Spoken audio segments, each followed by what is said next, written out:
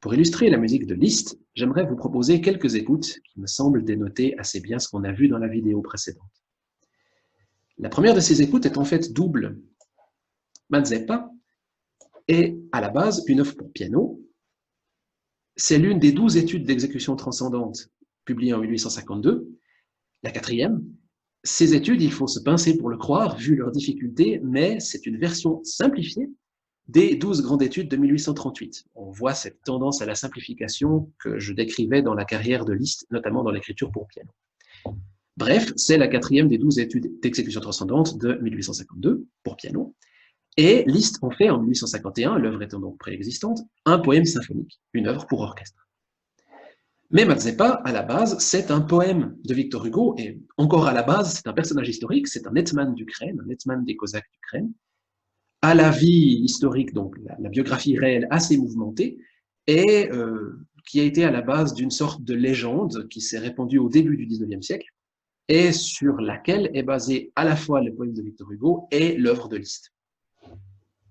Voici le poème de Victor Hugo. Alors, pour simplifier, la légende de Mazeppa raconte que ce Cosaque, ayant été condamné en Pologne à mort, a été condamné à un type de supplice assez courant à l'époque, effectivement, consistant à être attaché sur un cheval sauvage lancé au galop, jusqu'à avoir les os brisés. Mais la légende veut que Mazeppa ait tenu plus longtemps que le cheval, et que le cheval s'étant effondré, lui est tombé à terre, encore vivant, mais évidemment en 1000 morceaux, et que les hetmans d'Ukraine l'auraient récupéré, l'auraient sauvé, et finalement l'auraient proclamé roi. C'est ce qu'expriment les célèbres 2 derniers vers du poème de Hugo. Enfin, le terme arrive, il court, il vole, il tombe et se relève roi. C'est donc, comme toujours chez Liszt, sur la base de cette œuvre littéraire, elle-même basée sur une légende, que se fonde la musique. Il n'y a donc pas une forme préétablie dans la musique, dans l'étude comme dans le poème symphonique de Liszt. Ne vous attendez pas à trouver une forme sonate ou une forme habituelle, disons, dans ce type de pièce. Bien sûr, ce qui va se produire, c'est qu'on suit l'idée de la légende, la narration de la légende, et on peut assez facilement imaginer le moment où le cheval est lancé, son galop, les ruades dans tous les sens, et finalement le moment où il s'épuise, où il tombe, et finalement, tout à la fin, le moment où Mazeppa est récupéré par les Ukrainiens et déclaré roi. Ça sera la même chose dans le poème symphonique. Il s'agit de la quatrième étude. Évidemment, ce sont des études, donc des œuvres à la virtuosité poussée à l'extrême, travaillant des caractéristiques techniques particulières du piano. Et dans le cas de Mazeppa, vous le verrez après, la virtuosité est assez évidente. Je vous parlais de septième diminué, vous en avez une série ici, c'est particulièrement clair. On est en ré mineur, bon. Et après cette série, justement, d'accord, de septième diminué puis de dominante, vous avez une énorme cadence qui fait émerger le thème initial en ré mineur à la deuxième page. Je ne vais pas faire un commentaire détaillé de la partition, mais je vous encourage à l'écouter. Vous ne pouvez vraiment pas rater le thème, comme assez souvent chez Liszt, les thèmes sont assez clairement marqués. Celui-ci a quelque chose de très militaire, hein, répondant au statut de Mazeppa, sur une base de ré extrêmement claire. Et puis, un accompagnement, vous voyez que c'est même écrit sur 3 portées, hein, un accompagnement chromatique en tierces, assez à la Chopin, si je puis dire, qui rappelle un peu l'étude des tierces de Chopin, brouillant le discours harmonique avec des appoggiatures dans toutes les directions. Bon, en écoutant la pièce de piano, en écoutant la pièce de piano, vous verrez le thème être initialisé ici, puis de nouveau une forme de figure cadentielle de plus en plus spectaculaire, une transition basée toujours sur la septième diminuée, la reprise du thème avec un autre type d'orchestration, si j'ose dire, un autre type de présentation au piano, de nouveau une figure cadentielle, et puis ensuite le retour du thème, il faut bien le chercher, hein, il est là au milieu, en si bémol majeur, mais avec le sol bémol là-bas en haut, qui est un emprunt en mode mineur, qui va d'ailleurs moduler, hein, c'est comme toujours chez Liszt assez intéressant d'un point de vue harmonique. On va se retrouver, vous voyez ici, on va se retrouver dans des tonalités un peu lointaines, et ainsi de suite. Bon. Donc je recommande l'écoute de cette étude, puis l'écoute du poème symphonique, pour voir comment Liszt traite l'orchestre, après avoir acquis une certaine expérience grâce notamment à son métier de chef d'orchestre et grâce à Joachim Raff. Voilà ce que ça donne. Vous voyez que le poème de Hugo est cité là aussi. C'est clair que vous êtes censé connaître le poème de Hugo, il peut être même éventuellement lu avant d'entrer dans l'étude ou dans le poème symphonique. Et vous allez voir que ce n'est pas exactement la même chose. Par exemple, la première page basée sur les accords est complètement déployée sur l'ensemble de l'orchestre. Vous avez une sorte de coup de fouet, on peut imaginer le coup de fouet donné au cheval, justement, suivi d'une sorte de course qui émerge lentement du grave dans les cordes, avec, comme vous voyez ici, des renforcements crescendo des instruments avant, timbales. Comme souvent chez Liszt, ça procède par séquence, je vous l'avais dit, c'est un peu le cliché Liszt dans l'orchestre, on répète 3 fois la même chose, mais à chaque fois à une hauteur différente, ou éventuellement avec un type différent d'écriture. On ouvre 3 portes sans vraiment avoir une solution avant de passer à autre chose. Mais il est clair qu'il n'y a pas de forme préétablie. Finalement, on arrive à ce passage, vous voyez que l'orchestre est digne de Berlioz, hein, il y a un déploiement, à part peut-être la spatialisation, il y a un déploiement des ressources de l'orchestre qui est assez remarquable. Et on voit qu'ici, les cordes n'ont plus vraiment de rôle thématique. Le thème, il est là, mais il est aussi là, aux instruments graves. Et ce que font les cordes par en dessus, c'est un fourmillement général, faisant basculer l'harmonie d'un accord à l'autre, d'une mesure à l'autre. Le thème n'arrive qu'un bon moment plus tard. Il est au trombone, je vais essayer de le trouver. Il est là, page 19. Pas du tout dans le ton, comme d'habitude, mais vous ne pouvez pas le louper. Sur un accompagnement, encore une fois, avec une sorte de contre-sujet, on comprend bien que ce sont les cuivres, en l'occurrence les trombones, qui ont la solennité caractéristique des trombones. Ce sont eux qui ont le thème principal de ce passage, avec des espèces de martèlement à contretemps des autres instruments avant. Bon, vous pouvez voir là aussi d'autres types d'écriture, notamment pour les cordes, qui sont assez intéressantes dans cette pièce. J'aimerais attirer votre attention, il y a encore assez souvent, comme chez Berlioz, des indications sur ce qu'il faut faire en tant que chef d'orchestre dans les divisions, par exemple. Là, on a la deuxième reprise avec la cadence du thème initial. De nouveau, les figures chromatiques, progression, séquence, encore une fois. Mais j'aimerais m'arrêter sur ces 2 pages que je trouve très intéressantes. Ce sont les pages 36 et 37 qui correspondent au passage avant la reprise en si bémol que je vous avais montré dans la partition de piano. Pourquoi sont-elles très intéressantes? Parce qu'il ne se passe rien. C'est 2 pages, si j'ose dire, de remplissage. Vous voyez qu'on est dans l'attente, manifestement. Il n'y a pratiquement plus rien, on n'a plus que des bribes d'éléments thématiques qui répondent à ce qui se passait autrefois. Pourquoi je trouve ça intéressant? Parce que c'est quelque chose que vous ne trouveriez jamais chez un Beethoven, chez un Mendelssohn ou chez un Brahms. Chez ces compositeurs, tout est complètement ramassé. Autrement dit, on ne supporte pas des passages où il n'y a pas de densité, où il n'y a pas quelque chose qui se construit.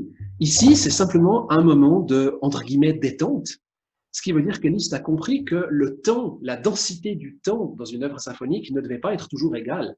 Il peut y avoir des passages où il se passe moins de choses et des passages qui sont plus denses. C'est donc un passage suspensif. Et si vous réfléchissez, ça n'existe pas dans la musique de la plupart des grands compositeurs jusqu'ici.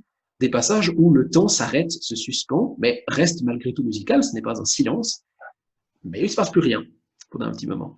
Et ça permet de faire une transition vers notre passage du thème en si bémol mineur, cette fois-ci, non plus majeur, si je me souviens bien, comme dans la partie de piano. Vous voyez qu'il est donné par plusieurs instruments de la famille, avec en plus un changement au milieu, hein, pour aller chercher les aigus, de la famille des vents, mais j'aimerais que vous remarquiez ce que font les cordes. Ça, c'est un accompagnement. Si vous le regardez objectivement, tout ça, c'est un accord de si bémol mineur. Point. Il n'y a pas une note qui sort de cet accord de si bémol mineur. Je contrôle, mais j'en vois pas. Alors, on pourrait détailler. Vous avez contrebasse Pizz, qui marque les temps, violoncelle, je pense, arco sur les temps, et collegno, c'est-à-dire jouant avec le bois de l'archet en triolet sur ces temps-là, comme vous voyez. Autre partie de violoncelle qui joue en Pizz l'arpège, et encore sur le troisième temps ici. Les altos qui font également collegno, comme d'ailleurs une partie des deuxièmes violons sur le même moment que les violoncelles, complétant l'accord. Vous avez encore ça très marqué più forte, qui insiste sur ce rythme au début des deuxièmes mesures. Et puis vous avez une battue, un fourmillement en mouvement contraire de ces 2 voix de violon, plus encore une grande cascade Pizz des violons ici. Voilà, de la deuxième partie des premiers violons. C'est exactement ce qu'on appelle, je peux le réencadrer, un tapis de cordes. Ce que je viens de montrer ici dans l'encadré, ça passe en 2 secondes et demie. Et ça continue dans les pages suivantes. C'est une écriture extrêmement détaillée qui permet de créer une sorte de fourmillement général. Il n'y a aucune chance que vous entendiez ça, exactement, par exemple, ou même ça, à l'ensemble de l'orchestre, dans l'ensemble de l'orchestre. Ce que vous allez entendre, c'est ça. Et en dessous, un tapis de cordes. Donc, c'est une orchestration qui est très fine. Vous voyez que Liszt n'est pas qu'un pianiste. quelque chose qu'on trouvera beaucoup, par exemple, chez Debussy, à la fin du siècle, ou même chez Mahler. Donc, je trouve surtout que c'est une œuvre plutôt, disons, de la première partie des poèmes symphoniques de Liszt, une écriture que je trouve très intéressante. Et vous verrez qu'après, ça continue. Il y a encore des jeux qui se produisent entre les vents. Pour renforcer le forté, on fait entrer un instrument supplémentaire, je crois que c'est un cor, et ainsi de suite. Donc, je voulais montrer une orchestration très subtile, et le fait que ce poème symphonique n'est pas seulement une reprise de l'étude, c'est vraiment une élaboration à partir de l'étude, où notamment tous les passages de transition sont beaucoup plus développés, ce qui fait que le poème symphonique est beaucoup plus long que l'étude dont il est issu. Bien. Je vous recommande aussi l'Héroïde funèbre, et c'est très long, mais il y a des effets de glissement harmonique non fonctionnels qui sont absolument extraordinaires dans cette œuvre. Je vous recommande à dire toutes les œuvres de cette liste, la sonate par exemple qui est très connue de Liszt, pas vraiment une sonate par ailleurs. Toujours dans la musique symphonique, l'une des deux symphonies de Liszt, la symphonie Dante, qui est une évocation de la Divine Comédie bien sûr, de Dante, qui, comme vous le savez, j'espère, dépeint tout d'abord l'enfer, puis le purgatoire, puis le paradis. Et Liszt choisit quelques-uns des éléments forts de cette œuvre de Dante. Vous voyez qu'il l'appelle une symphonie pour oui, c'est écrit pour la Divine Comédie de Dante, pour en faire une symphonie, pour en faire une œuvre orchestrale en 3 mouvements, 3 parties, commençant par l'enfer, comme vous le voyez. Et c'est un déchaînement orchestral extraordinaire au niveau de l'harmonie, de nouveau ré mineur, d'ailleurs la plupart du mouvement, si je me souviens bien, c'est assez fort. Et vous remarquez le lien extra-musical où notamment les trombones, toujours les instruments solennels, se voient conférer un texte. Alors évidemment, ils ne sont pas censés chanter dans le trombone, c'est simplement pour montrer que ce motif rythmique et mélodique représente un vers ou plusieurs vers de la Divine Comédie de Dante. Vous avez un peu plus loin un thème qui correspond à « Vous qui entrez ici, abandonnez toute espérance », le fameux vers qui est gravé à l'entrée de l'enfer, sur le portail de l'enfer, si je me souviens bien, d'après Dante. Bon, mais je vais m'arrêter un peu plus longuement, on pourrait s'arrêter sur le purgatoire et les effets harmoniques qui sont proposés, mais je voudrais aller directement à la fin du paradis. Lorsqu'il écrivait la symphonie Dante, Liszt disait à son ami Wagner qu'il aimerait bien trouver un moyen de dépeindre le paradis en musique, après avoir fait l'enfer et le purgatoire, mais Wagner l'a dissuadé en lui disant « Non, mais aucun musicien n'est capable d'exprimer le paradis en musique. L'enfer, on peut, mais la musique est impropre à exprimer quelque chose comme la béatitude. » Donc, Liszt a rusé. Il a contourné le problème et il a inséré un magnificat, et donc un chœur, dans cette symphonie. Chantons, comme vous le voyez ici, avec encore d'autres effets d'orchestration très intéressants, le chant du chant grégorien, la mélodie du chant grégorien du magnificat. C'est un chœur qui est invisible, hein, qui n'est pas visible par les spectateurs, qui chante, un chœur de femme, qui chante cette mélodie comme issue d'un autre monde, comme justement issue du paradis. Repris ensuite par l'orchestre.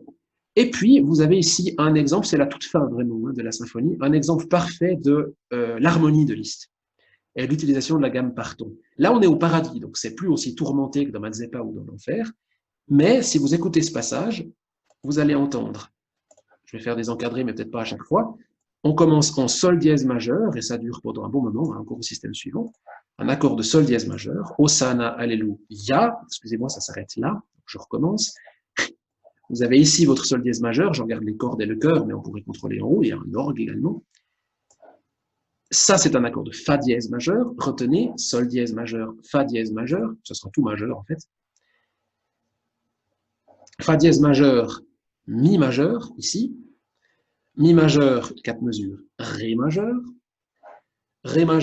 do majeur, je peux montrer la harpe aussi, indispensable au paradis bien sûr, do majeur, si bémol majeur. Si vous avez compris le pattern jusqu'ici, vous avez vu que c'était la gamme parton, sol dièse, fa dièse, mi, ré, do, si bémol, toutes les tonalités majeures. Essayez de le jouer au piano, il n'y a aucun lien fonctionnel entre ces accords. Chaque accord est une sorte de 7e degré modal du précédent, ça s'ouvre progressivement. Comme l'ouverture du paradis, il n'y a plus de logique. Au paradis, on n'a plus besoin de résoudre les quartés six, comme vous le verrez à la fin. Il n'y a plus besoin d'avoir de rapport fonctionnel entre les différents accords. Et enfin, il se débrouille pour arriver à un fa dièse majeur, si majeur, tonalité pleine de dièse, comme je vous disais, typique du paradis pour Liszt, manifestement. Si bémol majeur, il en fait ici un fa dièse majeur en sixte, hein, par en harmonie, si bémol devient la dièse. Et finalement, ce la dièse va se poser sur fa dièse. Je regarde ici les basses, je peux les voir ici aussi, ou bien là. Se pose sur fa dièse, on recommence à l'ouvrir, fa dièse, Mi, j'ai loupé le mi, pardon. Le voilà, fa dièse, mi, si majeur, qu'on va finir par résoudre et qui va se perdre dans l'aigu. Vous allez voir que les basses disparaissent progressivement. On se retrouve plus qu'avec les instruments aigus, notamment les flûtes ici, harpe, et ça se termine sans la basse. La note la plus grave est un fa dièse, une quarte sixte. La basse s'est évaporée, on n'a plus que l'accord supérieur. C'est assez génial parce que la dernière cadence, si vous voulez, qui est ici, c'est 5, 4, 1 au niveau harmonique. C'est un enchaînement harmonique, c'est une cadence plagale, hein, mais qui va à l'envers du bon sens. Normalement, on fait 4, 5, 1, pas 5, 4, 1. Il est assez évident que Wagner a dû s'inspirer de ce type de procédé, voire même de celui-là, pour la fin de Tristan, qui est aussi une sorte de grande cadence à l'envers du bon sens, de grande cadence plagale, comme on le verra. Bon, c'est un effet très réussi et assez caractéristique du type d'expérimentation que se permet Liszt. Je continue. Les jeux d'eau à la Villa d'Est, c'est, si vous aimez Debussy et surtout Ravel, écoutez cette pièce parce que ça en est un modèle évident. Et d'ailleurs, Ravel, qui était toujours très prompt à reconnaître ses influences, l'a reconnu très volontiers. Le voilà. Vous verrez que les accords qui sont employés, on est encore au paradis, hein, il y a encore plein de dièses. On n'a pas besoin de résoudre les quartes sixtes au paradis, mais il y a plein de dièses, hein, vous êtes prévenus. Les accords qui sont employés sont des accords avec des secondes, des sixtes, des septièmes, des neuvièmes ajoutés, des accords qui ont préfigurent ce que fera un Debussy dans la musique pour piano ou justement un Ravel. Bref, vous l'écouterez, vous verrez, le modèle est assez évident. Et cette œuvre date de 1877, je ne suis pas certain de la date de cette pièce précise. Et puis vous avez des thèmes qui commencent à émerger et qui ne sont jamais vraiment résolus, où il y a une sorte de création d'un essai, de nouveau des séquences, puis on va chercher autre chose, etc. Bref, notamment ce thème-là, qui a un caractère modal extrêmement clair, fa dièse majeur en insistant beaucoup sur le mi dièse, avec des accords altérés, etc. À l'oreille, on ne peut vraiment pas louper l'influence que cette pièce, entre autres, a pu avoir sur les compositeurs français, impressionnistes, entre guillemets, de la fin du siècle. Ce n'est pas la seule pièce intéressante des années de pèlerinage. Et puis alors enfin, le grand virtuose de piano du 19e siècle stupéfie son monde à la fin de sa vie, en écrivant, et on dirait que le lien est mort, je vais insister un peu, en écrivant une série de pièces. Bon, je vais aller la chercher pendant que je commente, veuillez me pardonner. En écrivant une série de pièces qui sont, bon, tout d'abord extrêmement simples, notamment celle-ci, d'un point de vue de l'écriture, mais qui par contre sont très, ben voilà, maintenant ça marche, qui sont très obscures dans la compréhension. Nuage gris, Trübewolken. Alors voilà, c'est une pièce de piano de Liszt qui tient en 2 pages. Tempo long, vous pouvez la jouer, même si vous êtes débutant au piano. C'est très simple techniquement. Par contre, harmoniquement, alors, il a la gentillesse de nous dire qu'on est en sol mineur. Ok, on a le do dièse typique de la gamme tzigane, hein, sol mineur avec do dièse dedans, ça fait la gamme tzigane, si vous mettez encore mi bémol fa dièse. Mais bon, ce motif qui émerge au début, on ne sait pas trop quoi en faire, en quelle tonalité le situer. Si bémol en basse, c'est la tonique en tierce, d'accord, on comprend à peu près la tonalité. Mais la première fois où on a un accord, c'est ça. Et je vous laisse vous convaincre que c'est un accord de mi bémol mineur, si je ne dis pas de bêtises. Oui, c'est ça. Si vous voyez le fa dièse comme un sol bémol, si bémol, mi bémol. Rien à voir avec sol mineur. Et la façon dont Liszt l'écrit nous montre que lui pense le fa dièse comme une sensible. Et donc on est censé comprendre dans cet accord que c'est quand même sol mineur, mais le mi bémol six, le fa dièse sensible en même temps. Bah, vous verrez, en l'écoutant, c'est très étrange. C'est d'autant plus étrange qu'après ça continue. Le mi bémol devient ré, ça c'est un accord augmenté du coup. Et puis ça continue. Tout ça, c'est des accords augmentés, descendant par demi-ton. Et la basse se met à faire une alternance de si bémol et de la. On est complètement perdu, harmoniquement. On va finir par arriver ici, en rajoutant le si bémol, le fa dièse, pardon, on avait déjà le si bémol avant, sur un accord augmenté qui est peut-être l'accord typique de sol mineur, mais bon, on n'est pas particulièrement retombé sur nos pattes. On continue avec ces motifs à contretemps qui ne font pas émerger grand-chose. Sur le motif du début, on a un début de mélodie qui commence à apparaître, mais qui n'est pas vraiment développé, on ne sait pas trop où elle veut aller.